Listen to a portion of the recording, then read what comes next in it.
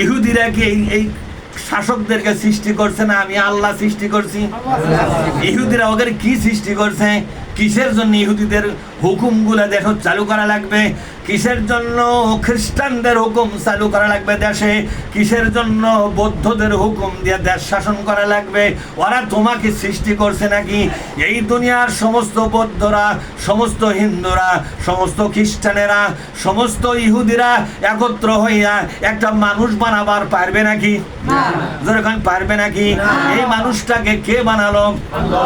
আল্লাহ বলেছেন খলাকতু ওয়াহিদা, বলেন আমার সাথে, খলাকতু ওয়াহিদা, আমি একাই সৃষ্টি করেছি, কারো সাহায্য আমি নেই নাই। সুতরাং আমি যাকে তৈরি করলাম আলো দিয়া, বাতাস দিয়া, পানি দিয়া, ফল ফসল দিয়া, আকাশের সূর্য চন্দ্র দিয়া তিল তিল করে বড় করেছি যারে, সেই লোকটা কিভাবে আমার সাথে বেঈমানি করে মানুষের আইন দিয়ে দেশ চালায়? আমি এক ছাড়বো না, একে আমি একে ছাড়বো না। যতই তুমি হজ করো, হজ করতে করতে কাবার মধ্যে যায় যদি মরে তাও তো কাম হবে না, যেরকম ঠিক না? কাবার ভেতর থেকে টানে বের করে জাহান্নামে দিবে কে? কাবার মধ্যে মলিকি জান্নাত যাওয়া যাবে নাকি?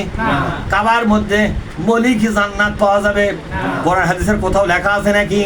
অনেকগুলো জুমা ঘরের মধ্যে মরে যায় আর মানুষ মনে করে কাম হয়ে গেছে, ঘোড়ার ডিম হচ্ছে। ওই আজকে মরার সময় জুমাত মরছে, আগে যে সুদের ব্যবসা করছে সেগুলোর কি হবে?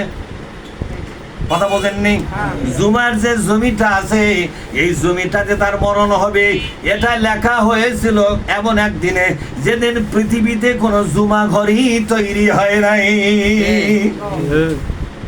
এই পৃথিবীর কোন জায়গায় কার মরণ হবে গো, সেটা তাকে সৃষ্টি করার সময় ওই জায়গার ভূমি নম্বর আল্লাহর কাছে কিন্তু একটা ম্যাপ আছে, ওই ম্যাপের নম্বর ভেন বাংলাদেশের এই আপনার এই জমির ম্যাপ, এটার সাথে আল্লাহর ম্যাপের কোনো সম্পর্ক? এটা তো 1 বিঘে মেলে 1 দাগ হয়ে আছে, আর আল্লাহর কাছে প্রতি ইঞ্চি জমিনই ভেন ভেন দাগ হয়ে আছে। এত বেশি দাগ হয়ে আছে, আল্লাহটা দেখালে মানুষ পায়খানা করে ফালাবে দিলে ক্যাঙ্গারে কি করছে? এটা মানুষের পক্ষে সম্ভব? কার পক্ষে সম্ভব? এই জন্য যাকে যেই জমিনে মরণ দেওয়া হবে সেই জায়গায় যদি মসজিদ তৈরি হয়, হচ্ছে সেটা তো অনেক পরে হয়েছে, কিন্তু মরণটা তো আগেই লেখা হয়ে গেছে। কথা ঠিক না? কথা কন নাকি আপনারা?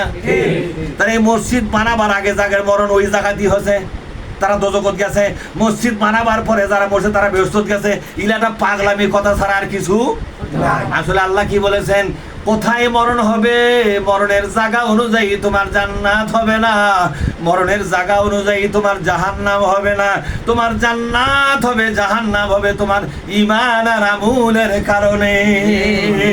ইন্নাল্লাযীনা আমানু, বলেন ইন্নাল্লাযীনা আমানু ওয়া আমিলুস সালিহাতি কানাত লাহুম জান্নাতুল ফিরদাউসি নুজুলা খালিদিন ফিহা লা ইয়াবগুনা আনহা হিওয়ালা।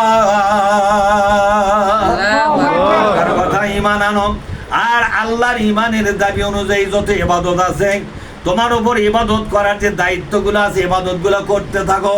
এই ঈমান আর ইবাদত তোমাকে জান্নাতে নিয়ে যাবে। মক্কায় মরো আর মদিনায় মরো, এই জায়গা দিয়া তোমার জান্নাতের ফয়সালা হবে না। তাহলে তো আবু জেহেল তো মক্কাতেই মরছে, মদিনার মক্কার মাঝখানে, ওই তো আগে যাওয়ার কথা। কথা কন না কে?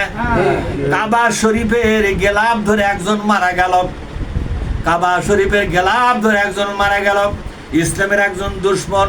বিশ্বনবী বললেন যাও যাও, ওকে যেখানে পাবে ফাকতুলুহুম হাইসু ওয়াজাদতুম, বলেন ফাকতুলুহুম হাইসু ওয়াজাদতুম, যেখানেই পাওয়া যাবে, হাইসু ওয়াজাদতুম যেটি পাবা, ফাকতুলুহুম সেটি বসাও, যেটি পাবা সেটি বসাও, কতল করে দাও।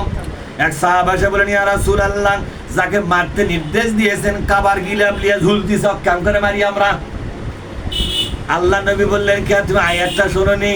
ফাকতুলুহুম হাইসু ওয়াজাদতুম, হাইসু ওয়াজাদতুম যেখানেই দেখা যাবে সেটি বসান দাও।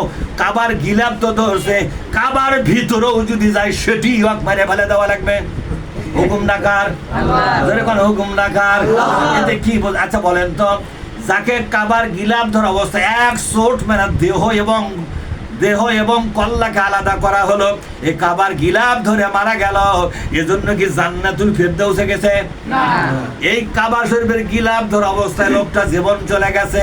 কাবার গিলাফ থেকে জীবন টান মেরে নিয়ে ফেরেশতারা কোথায় নিয়ে গেল? তাহলে কি বোঝা গেল? কাবার মধ্যে বলি যে জান্নাত হবে, তার গ্যারান্টি কোথায়?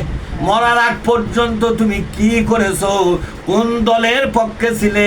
তুমি কি আল্লাহর কোরআনের আন্দোলন করেছো নাকি মানুষের আইনের দলপাটি করেছো? এটাই তোমাকে জান্নাতি অথবা জাহান্নামী বানাবে। বানাবে কিনা জোরে কোন?